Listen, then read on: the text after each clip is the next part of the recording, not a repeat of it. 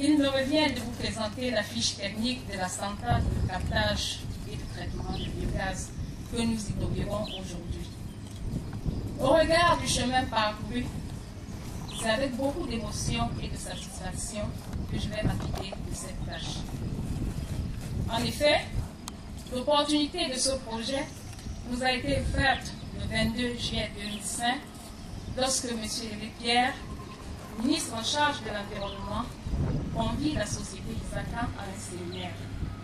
Ce séminaire, organisé par la Banque mondiale et le cabinet canadien Economère, avait pour objectif principal le lancement en Afrique des projets relatifs au mécanisme pour un développement propre, MDP. Y faisant suite, ISACAM a créé une équipe dont je coordonne l'activité. Nous avons développé simultanément deux projets, l'un à Douala, l'autre à Yaoundé. Ces deux projets portent sur le captage et la valorisation du biogaz.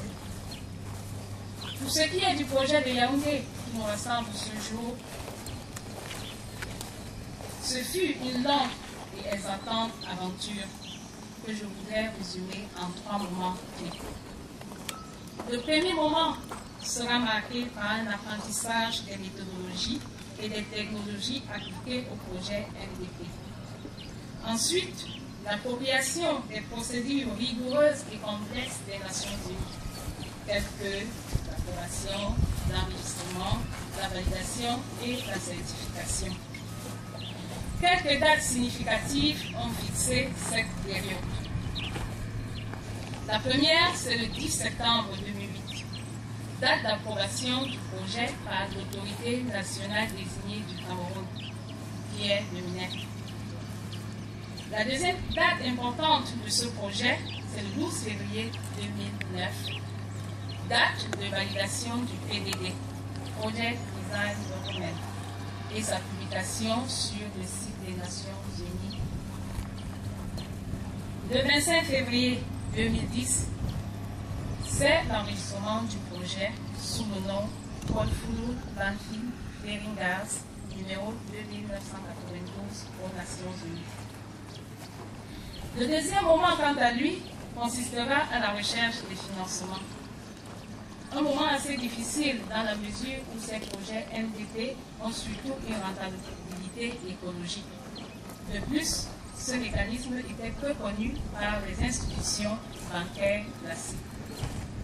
Ce moment sera couronné en novembre 2008 par la signature du contrat des achats et réduction des émissions avec le groupe Corbeillot, qui est un groupe français spécialisé dans la finance carbone, et le contrat de financement du projet avec la Société Générale des Banques du Cameroun. Le troisième moment a porté sur l'ingénierie véritable du projet, notamment la mise sur pied du système de captage et de valorisation du biogaz, qui est le gaz issu de la décomposition des déchets. Cette décharge accueille depuis 1990 les déchets collectés dans la ville de Yaoundé. Une moyenne journalière de 800 tonnes jour. Le gisement à ce jour contient plus de 3 600 000 tonnes de déchets. Pour ce qui est du biogaz, il est composé du méthane, principalement, 30 à 40% environ. En plus du méthane, nous avons d'autres gaz tels que l'oxygène, le gaz carbonique et les sulfures d'hydrogène. C'est d'ailleurs à cause de ces deux derniers composants, à savoir le gaz carbonique et le sulfure d'hydrogène, que le méthane n'est pas conseillé comme gaz à usage domestique. Mesdames, Messieurs, distingués invités, des travaux exécutés par ISACAM accompagnaient la société de sorte de production sous le contrôle du bureau à Addis ont duré 14 mois. Le processus s'est déroulé en 6 étapes. La première, c'est le profilage et la couverture des casiers. Nous avons travaillé sur 2 casiers que vous pouvez observer sur le site de dedans. Ces 2 monts que vous voyez ont une superficie d'environ 11 hectares. À cette phase, il s'agissait pour nous de délimiter et d'homogénéiser les flancs du talus. À la deuxième phase, sur ce site, nous avons mis 60 puits d'environ 15 mètres de profondeur pour capter le biogaz. Puis a suivi la pose du géotextile. Pour notre projet, nous avons choisi la nappe Solpac qui a un double avantage.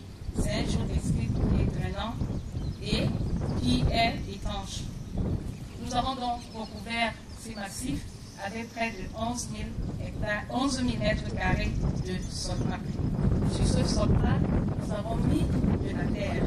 Ce fut des grands mouvements de terre. 55 000 mètres cubes de terre ont été sollicités pour recouvrir ces déchets. La quatrième étape, quant à elle, consistait à la mise en place des collecteurs de biogaz. Les collecteurs de biogaz sont les tuyaux que vous voyez au-dessus de ces monts.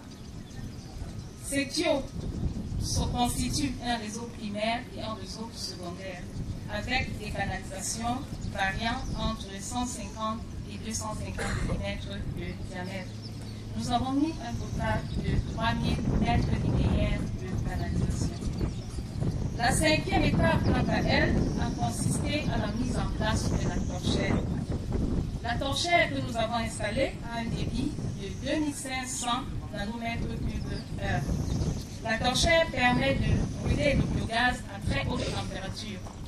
Les températures vont jusqu'à 900 degrés Celsius. À cette température, tous les gaz sont réduits. Vous pourrez le constater sur le site. On voit à peine la fumée. La sixième étape, quant à elle, a consisté à la mise en place des installations de monitoring. Un système électronique d'affichage, d'enregistrement et d'archivage des données indique les quantités et les proportions de méthane qui sont détruites chaque jour. Vous allez remarquer qu'on s'intéresse seulement au méthane parce que de tous les gaz qui constituent le biogaz, le méthane est un gaz à effet de serre très nocif. Le méthane ainsi réduit est converti en gaz